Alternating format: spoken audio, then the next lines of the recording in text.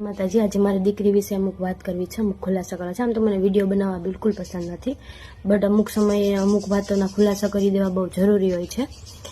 એ ખુલાસામાં જો એમ કહેવા માંગુ તો અમુક લોકો કહે છે દીકરી સાપનો ભારો હોય છે, દીકરી બોધ છે, દીકરી બીજાની અમાનત છે, અને એના પોતાના જેના દુશ્મન બનીને બેઠા હોય તો પારકાની તો વાત જ નથી થતી. અને એમાંય જો દીકરી કાંઈ બોલે, દીકરી કાંઈ કરે તો એને એમ કહેવામાં આવે છે તારે આ ના કરાય, તારે આ ના બોલાય, તું ઘરની ઇજ્જત છે, તું દીકરી છે, તારે ઘરની ઇજ્જત સાચવવાની હોય. હા, માન્યું, ઘરની ઇજ્જત દીકરીને સાચવવાની હોય ને એ સમજે પણ છે, પણ શું તમે દીકરીને સમજો છો? તમે એનો સાથ આપો છો? જો એના ઘરના જેના પોતાના જેનો સાથ ના આપે તો વારકા ક્યાંથી આપવાના છે? એના ઘરના જેને નથી સમજતા તો બીજા શું આપવાના છે, બીજા શું સમજવાના છે? અને અમુક દીકરીઓ છે ને મા બાપ વગરની હોય છે, જે મોટી જેના મોટા પપ્પા મોટા મમ્મી યા તો એના મામા મામી યા તો પછી એના મોટા ભાઈ હારે થઈ હોય છે. અને અમુક સમયે એ દીકરીને અનાથ બનાવવામાં પણ એના જ મોટા ભાઈનો યા તો એના સગાવાલાનો જ હાથ હોય છે, બરાબર ને? અને જ્યારે એ દીકરી મોટી થાય ને, જો એની પાસે કાંઈ હોય ને, જમીન જાયદાદ કાંઈ હોય ને, તો એને મારવા માટે પણ એનું આખું ખાનદાન ભેગું થઈ જાય છે. શું કરવા? તો કે જમીન જાયદાદ માટે, પૈસા માટે. અત્યારે તો બધાથી વધારે મહત્વ કેનું છે? દીકરીનો જીવ મહત્વનો નથી, દીકરી મહત્વની નથી, પણ પૈસો બહુ મહત્વનો છે. પછી તમારા ઘરમાં ખાનદાનમાં એક દીકરી હોય ને તો એમાંથી કોઈને કાંઈ ફરક ના પડે. ફરક એટલો જ પડે, એ દીકરી છે એટલે એ મરી જાય તો કોઈને કાંઈ ફરક નથી પડવાનો. એટલે એ જમીન માટે એનો સગો ભાઈ પણ ક્યારેક ક્યારેક એને મારવા માટે ઉતરી જાય, એવું જ બનતું હોય છે. જરૂરી નથી કે ન બનતું હોય. અને જ્યારે આ વાત સમાજમાં કરવામાં આવે ને તો સમાજ એમ કહી દે છે કે એવું તો આપણા સમાજમાં હાયલા કરે, એમાં કાંઈ ના હોય. કેમ? દીકરી જાત છે એટલે, એ દીકરી છે એટલે એને બધું સહન કરવાનું, એને બધું ભોગવવાનું, એને ઠેકો લીધો છે ઉપરથી જન્મ લીધો ત્યારે. તો જન્મતા ટાઈમે જ એને મારી નખાય ને. જો એટલી તમને તકલીફ પડતી હતી તો એને જન્મના ટાઈમે જ મારી નખાય ને તો આટલું બધું કાંઈ થાત જ નહીં.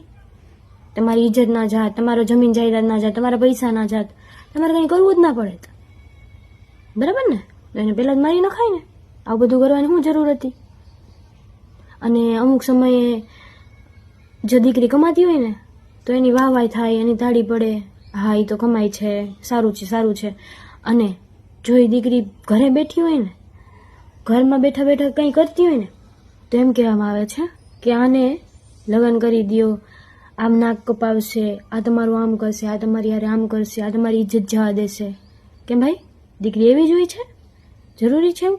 અને અમુક સગા તો એવા હોય છે ને કે વર્ષો જૂની વાતોને લઈને બેઠા હોય છે અને એને એ વાત ઉપર એના ઘરનાઓને એ દીકરીને એટલી ટોર્ચર કરે છે, એને મેન્ટલી ટોર્ચર કરે છે, એને મેણા ટોણા મારે છે, એને એટલા મેણા ટોણા મારતા હોય છે, એને સંભળાવતા હોય છે, ઓલવેઝ એને સંભળાવ્યા રાખે. આ આમ કરે છે, આ આવી છે, આ આવું છે.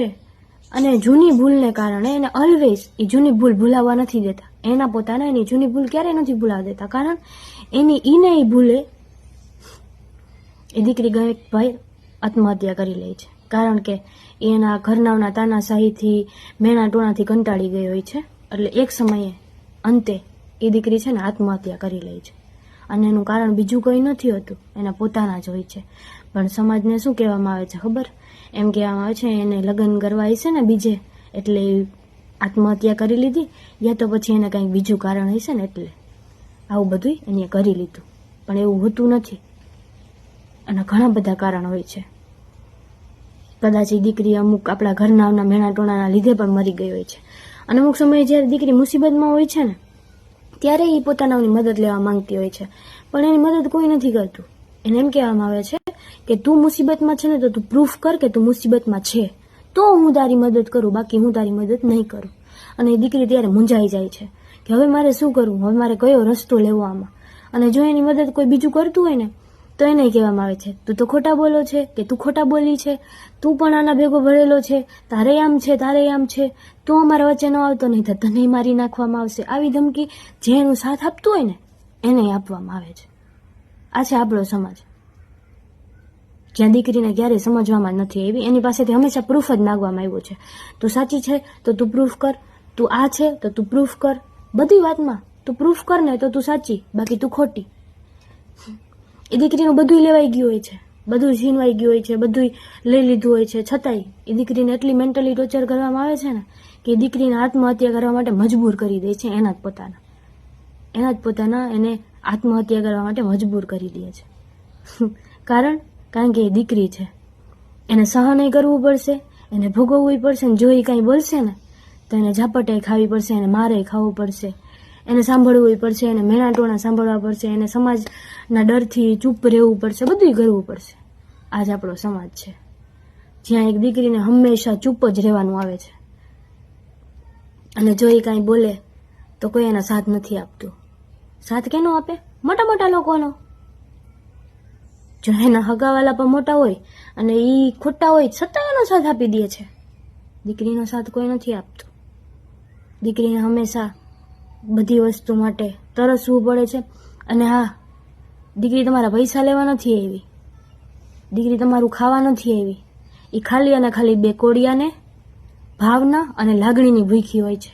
એ તો કાલ સવારે વહી જશે સાસરે. એને તમારી જમીન જાયદાદથી કાંઈ નથી, એને તમારા પૈસાનો મોહ નથી. એને મોહ છે ને તો ખાલી બે મીઠા બોલનો, મીઠા ભાવનો. તમે એને પ્રેમથી બે શબ્દ મીઠા કહેશો ને તો એ દીકરી એનો જીવ આપી દેશે તમને. પણ તમને એ કરતા નથી આવડતું. તમને તો બસ દીકરીને સંભળાવતા આવડે છે, તમને તો બસ દીકરીને બોલતા આવડે છે. ક્યારે દીકરીની વેદનાને સમજતા નથી આવડ્યું. અને આ સમાજમાં કોઈને નહીં આવડે. જ્યારે એમ કહેવામાં આવશે ને કે અમે આ તકલીફમાં છે તો એને પહેલાં આપણે સબૂત આપવું પડશે કે હું આ મુસીબતમાં હકીકતમાં છું અને પ્લીઝ મને આમાંથી કાઢો. અને જો તો એ સમાજ તમારી મદદ નહીં કરે, કારણ કે સામે તમારા પોતાનાને પણ સંભળાવવામાં આવશે. દીકરી કોઈ જમીન જાયદાદની ભૂખી નથી હોતી. એ તો ખાલી બે મીઠા બોલની ભૂખી હોય છે, તમારા સાથની ભૂખી હોય છે.